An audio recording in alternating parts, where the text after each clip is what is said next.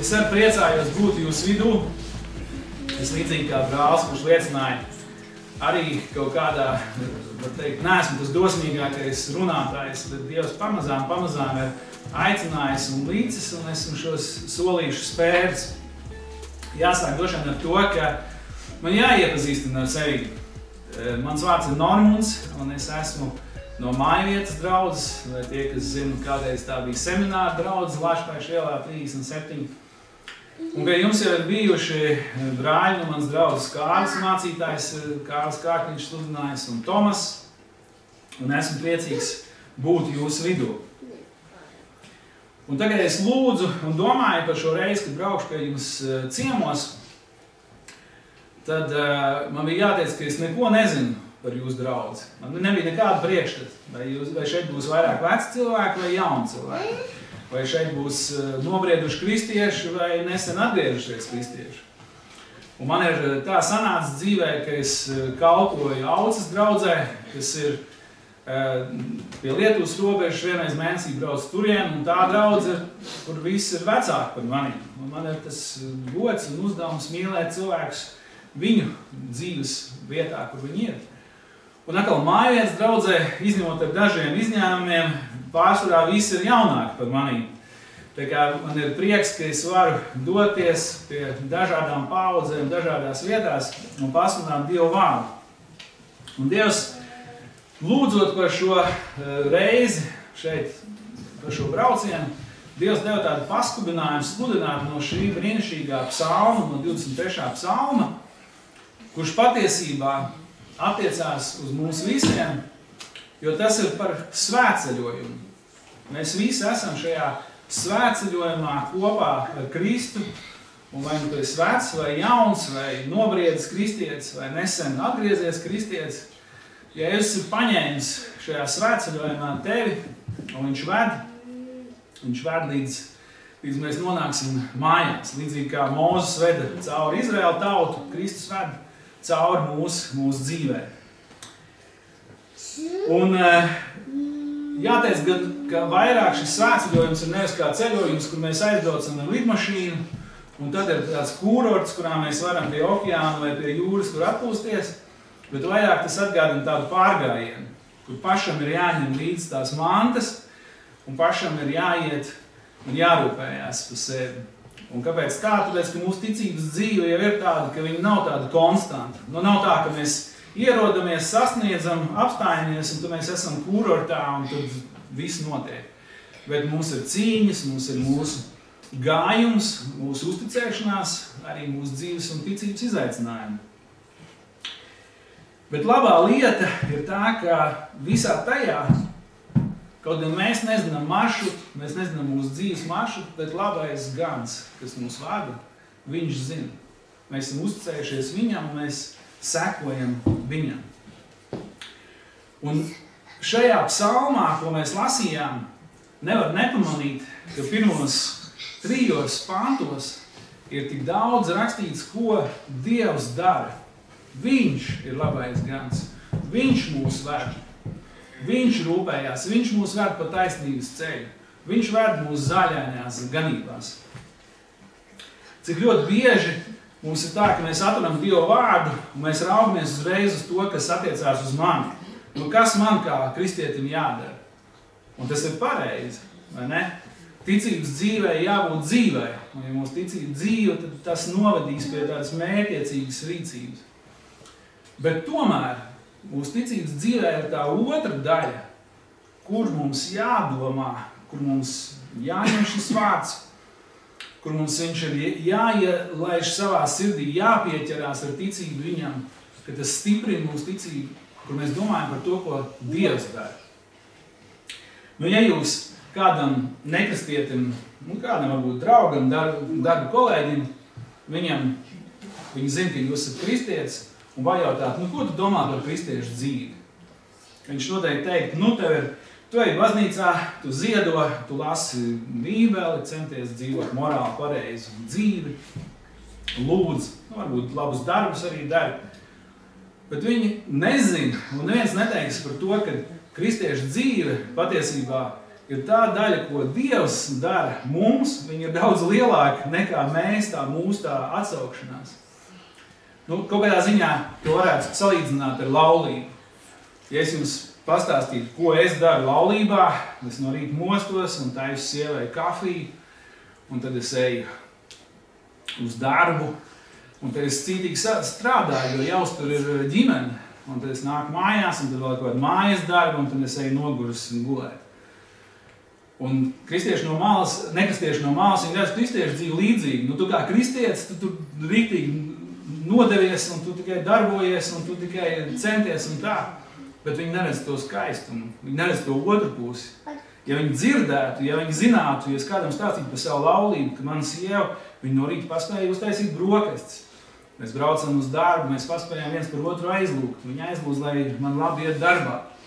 Pusdienas laikā viņi atsūta man ziņu, ka viņi lūdz par mani, viņi zina, ka man ir grūti tikšanās darbā un ka viņi lūdz par mani. Pēcpusdienā viņi man atsūta ziņu kaut kādu joku par to, kā ir būt pusauģu vecākiem, lai mēs varam pasmieties. Un, kad es atnāku mājās, jau smaržo vakariņas, un mēs pārnām vakariņas un dalamies par to, kāda bijusi dzīve, mūsu diena.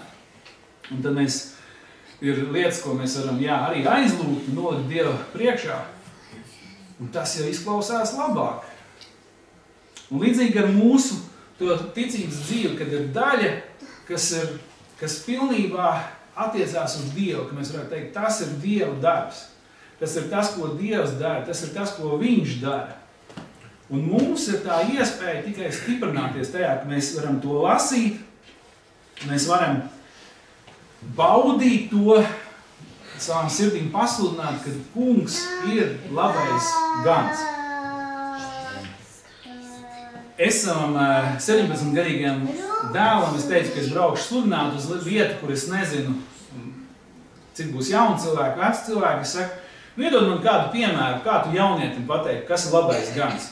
Es eju tādam jaunietim, kas visu mūžu Rīgā uzauc. Viņam labais gans, tas ir tāda poētisks dzejols, viņam nav tāda saturs. Un tad viņš domāja par to, un viņš man saka, tas varētu būt tā kā tāds labs treneris. Es teicu, labi, varbūt. Un varbūt arī labs skolotājs. Labi, arī tas izklausās labi. Bet viņš padomāja un teica, tu zini, nē, tie piemēri nedara. Labais gans ir labais gans. Tev vienkārši jācenšas izstāstīt, ko nozīmē, ka gans ir labs. Tas pavisam ir savādāk. Tas nav ne skolotājs, ne treneris. Mēs jau lasījām pirms tam mūsu lasījumā no Jāņa evaņģēlijas 10. nodaļas no 11. līdz 15. pantam, kur bija rakstīts, ka labais gans ir tāds, kas atdod savu dzīvību par savām avīm. Viņš atdod dzīvību par savām avīm. Un mums par to domājot, droši vien, ka pirmā lieta, kas nāk mūsu sirdīs, tā pirmā doma ir pateicība. Nu, slavu Dievam, ka Kristus atdeva dzīvību par mums, lai mums nav jācieš pie krusta, ka viņš uzņēmās visas tās dusmas, kas varēja nākt pār mums, bet viņš uzņēmās uz sevi. Viņš ir tāds, viņš ir šis labais gans. Bet otra lieta, kas mums jādomā par to, ka viņš savā veidā šo dzīvību, ko viņš atdeva, viņš ieguldīja mūsos. Viņš ieguldīja, lai mēs viņu dzīvotu tajā, lai mēs būtu atspirguši, lai mēs nestu to dzīvību tālāk. Nu, savā veidā to varētu salīdzināt kā karā, ka mēs zinām, Ukrainā notiek karš un ir cilvēki, ir karavīri, kas atdod savu dzīvību, viņi upurē savu dzīvību. Un kāpēc viņi to dara? Viņi to dara, lai cerībā, ka tā valsts, kas būs pēc tam, ka tā būs labāka. Ka tā būs labāka viņu bērniem un bērnu bērniem. Viņi ir gatavi atdot kaut ko, nevis vienkārši tā, jāmirst, bet viņi atdod ar cerību, ticot, ka tas, kas nāks, tas būs daudz labāks. Un Jēzus mums, viņš atdevis savu dzīvību par mums. Tas nozīmē, ka viņš ir ielicis mūsos to, ka viņš grib, lai mūsu dzīve, lai tā ir svētīga, lai tā nes augļus, lai mēs dzīvojam viņa tūmā, lai mēs piedzīvojam viņa spēku, viņa vadību, un ka mēs paļaujamies uz viņu. Un ļoti bieži, kad mēs domājam par to, ka Jēzus ir atdevis dzīvību, tas izskan tā pagātnes formā. Liekas, bet viņš jau nomira 2000 gadus pie krusta. un tad viņš atdeva dzīvību. Un dažreiz mums var piezakties šī tāda sajūta, ka Kristus mīlestība arī ir tādā pagātnes formā. Jā, viņš mīlēja, tā, ka mēs nācām pie Kristus, tad viņš mūs mīlēja. Bet patiesība ir tāda, ka tur pie krusta tas bija tikai starts. Tas bija tikai starts, kad kungs, viņš mīl mūs tagad, tikpat ļoti, tikpat spēcīgi. Viņš ir labais gan šodien, tagad, šeit. Viņa mīlestība nav mazinājusies. Viņam joprojām rūp savas avis. Viņš nav kā, varbūt to staigā ar kungu jau ilgus gadus un liekas, ka pazūd šī sajūta, ka Dievs man mīl. Bet viņš nav kā kaut kāds treneris, kurš ir vīlies tevi un teica, man vispār bija uz tevi lielākas ekspektācijas. Es sagaidīju, ka tu būsi čempions, bet es redzu, ka tu nekam nedari. Nē, viņš tāds nav. Viņš ir labais gans, kurš mīl šeit un tagad. Viņš mīl, viņš grib vest tevi, viņš grib vadīt tevi, viņš grib svētīt tavu dzīvi cauri tam maršrutam, ko viņš ir izlicis. Šodien viņš ir gans, kas vada mūs, kā Dieva vārdā rakstīts, no spēku uz spēku, no ticības uz ticību. Pa vidu tur ir ielējis, bet tas ir no spēku uz spēku, no ticības uz ticību. Bet kā jau tas pārgājienos notiek, teiksim, jūs esat bijuši pārgājienos, dažreiz notiek lietas, ko mēs esam neparedzējuši. Mēs esam veselu dienu gājuši un esam domājuši, un šeit mēs pāriesim to upi, un kartē viņa ir iezīmēta tas pārējais punkts. Un jūs aizat līdz tam, un pēkšņi tur nav iespējams vairs pāriet. Ūdens ir aplūdis, vai tilts ir nojaukts, un tas, ko jūs esat sagaidījuši un plānojuši, pēkšņi ir pavērsiens, ir kaut kāds dzīves pavērsiens tāds, ko jūs neesat plānojuši. Un šajā psalmā, ko mēs lasījām, tas ir 4. pāns. Dieva vārds mums runā par tumšo ieleju. Kad ir tādas dzīves situācijas, kuras mēs varētu teikt, ka tās ir tumšā ieleja. Un pievērsiet uzmanību, ka tas nav tā, ka avis ir aizmaldījušās mežā, ka viņas pašas gājušas uz savu kaut kādu prātu un tad aizmaldījušies mežā. Bet nē, labais gans ir vedis, avis ir sekojušas un viņas ir pienākušas tai vietai klāt, kur ir šī tumšā ieleja.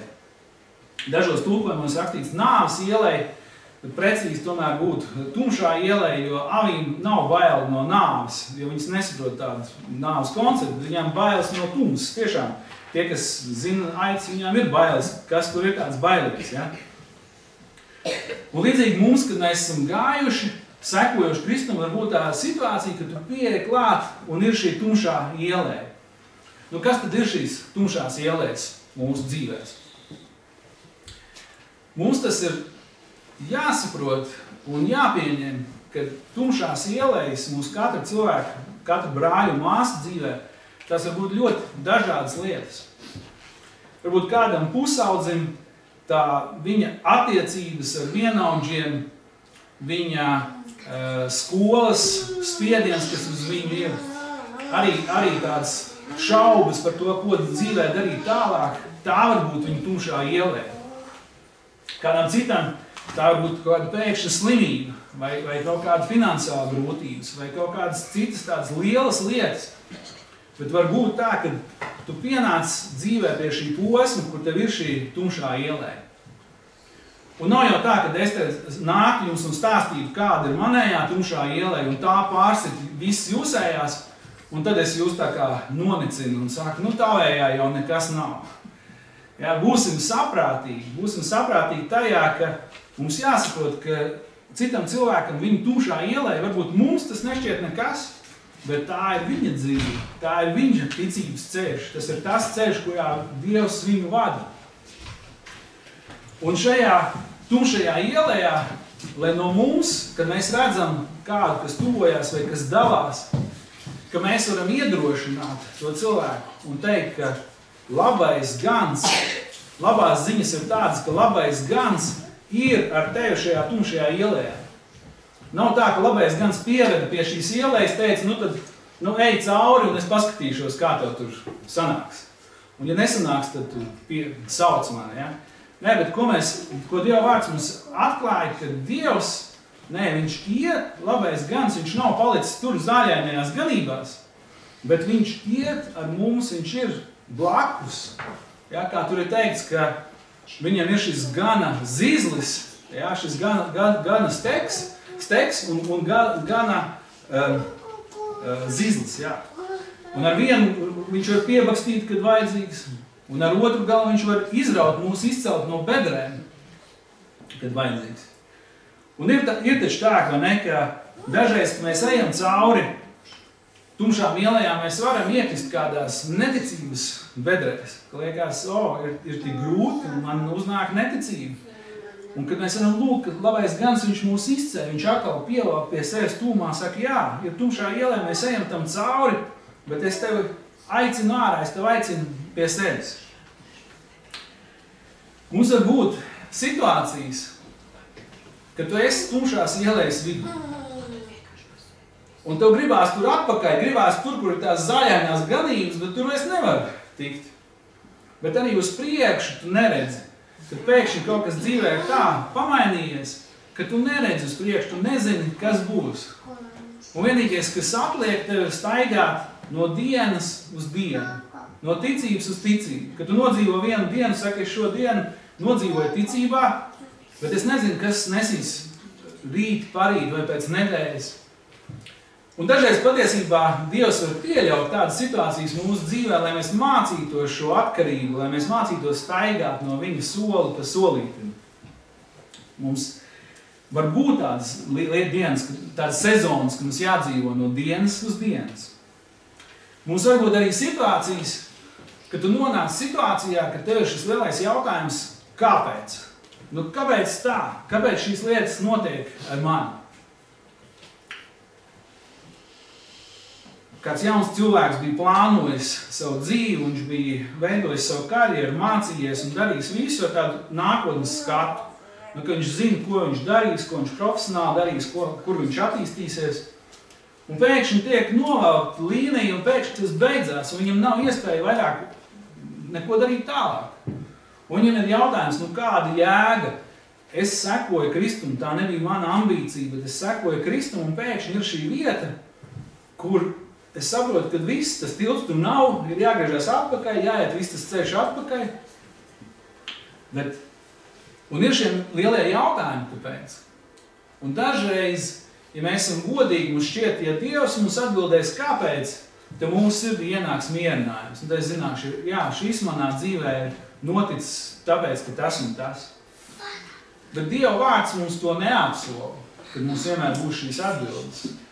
Bet Dieva vārds mums patiesībā apsola kaut ko citu. Viņš apsola, ka Dieva tuvums būs. Neskatoties to, ka varbūt mums nebūs atbildi uz visiem jautājumiem, kāpēc šīs lietas notiek manā dzīvē, vai kāpēc notiek tas un tas. Un ziniet, dažreiz ir tādi superkristieši, kā apostols Pāvils teica par superapustuļiem, ja, kas atnāk un viņi pateiks visu. Tavā dzīvē tas ir tas, tāpēc, ka tu esi grēkojis, tāpēc tev kaut kas tāds notiek. Bet mēs zinām, ka labais gans, viņš nenāk, lai mūs sodītu, bet viņš nāk, lai mūs vēstu uz taisnības ceļu. Jā, mums var būt situācijas, kuras Dievs pieļauj, lai mūs brīdinātu, vai lai mēs atgrieztos, bet tas ir pavisam savādāk, mums būs uzreiz skaidrība, ko Dievs dara, kāpēc tas notiek. Bet mums var būt situācijas mīļē, ka mēs nezinām. Mums ir šis jautājums, mēs ejam cauri šai tumšai ielējai, un mēs nezinām. Mēs nezinām, kāpēc kaut kādas situācijas mūsu dzīvē notiek. Bet tajā visā ir šis vienkāršais apsolījums.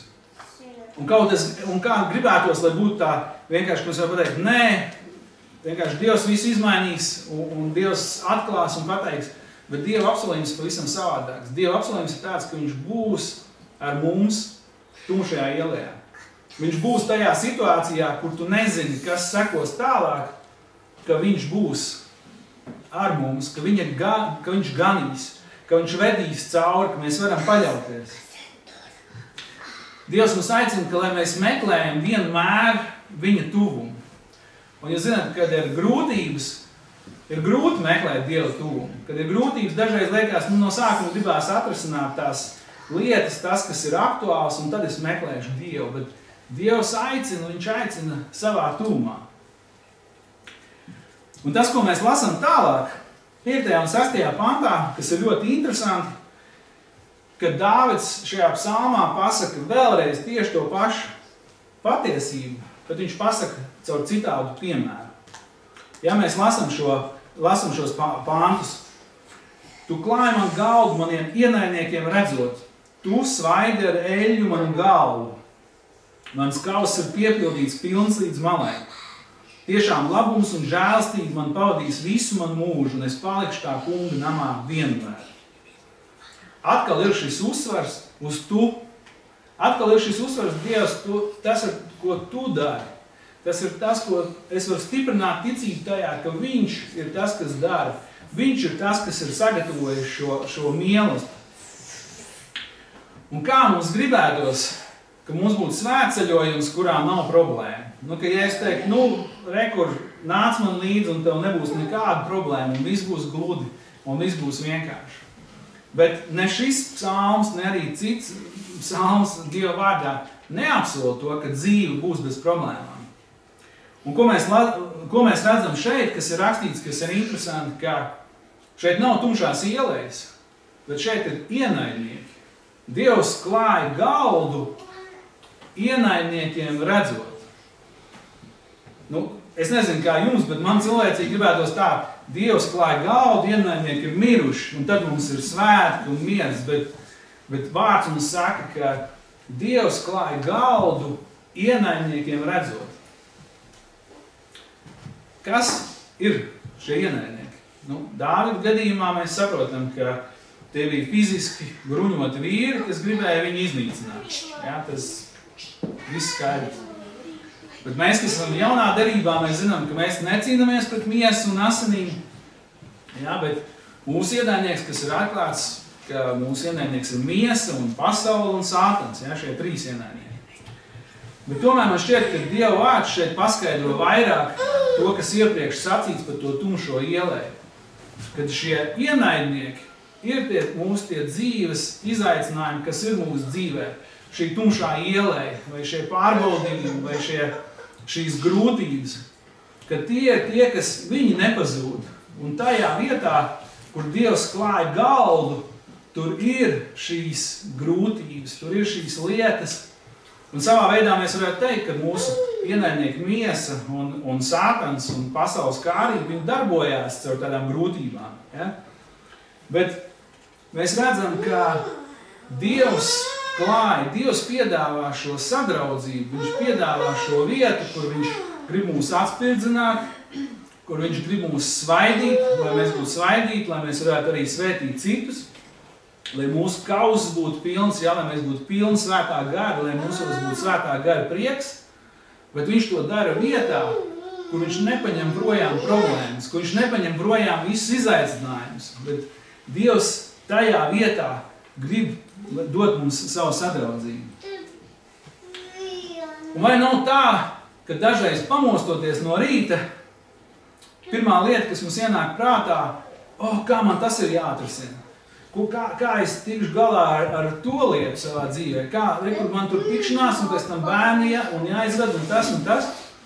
Vai nav tā ļoti bieži, kad šie ienaidnieki, kas stāv tajā vietā, kur Dievs sagatavojas banketu, ka tie nozog mūsu uzmanību, ka viņi pirmie ielien, un mēs kaut kādā ziņā aizējam garām šim galdam, ko Dievs ir sagatavojis, kur mēs varētu ēst, paēst, pamieloties, baudīt, kur mēs varētu stiprināt savu iekšējo cilvēku, kur mēs justu sātu, mēs aizskrienam.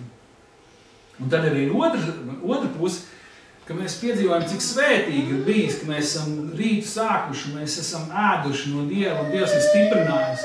Un tās problēmas nekur nepazūd. Viņas skatās uz tevīm un tu saki, pagaidīs. Es gribu baudīt no tā, ko Dievs man ir devis. Es gribu baudīt Dieva tuvumu, baudīt viņa lūkšanās. Dāvids nobeidz šo psalmu, un es arī gribu nobeigt, ko gribu dalīties, viņš nobeidz ar šiem vārdiem.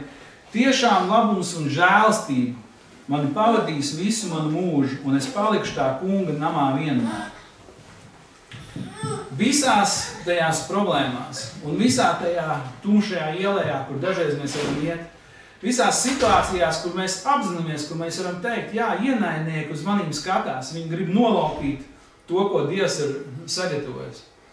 Visā tajā Dievs apsola savu sadraudzību. Viņš apsola, ka viņš vedīs tevi cauri, kad viņš pabaros tevi, ka viņš svaidīs, ka viņš tev dos savu svaidījumu, ka viņš piepildīs tavu garu kausu, kad svētais gars piepildīs tevi un tu būsi svētā gara priekā un tu teiksi, ok, es varu darīt lietas, es varu iet cauri grūtībām.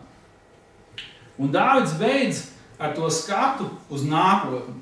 Ja, līdzīgi kā mūsu svētceļojumam, ja mēs ejam ceļojumā, tad ir kaut kāds mērķis, un mēs arī raugamies uz savu svētceļojumu, mēs ejam kopā ar Kristu, viņš ved mūs cauri šim svētceļojumam, lai mēs nonāktu beigās mājās, lai mēs beigās pārietu no ticības skatīšanā, viņš ved mūs katru dienu.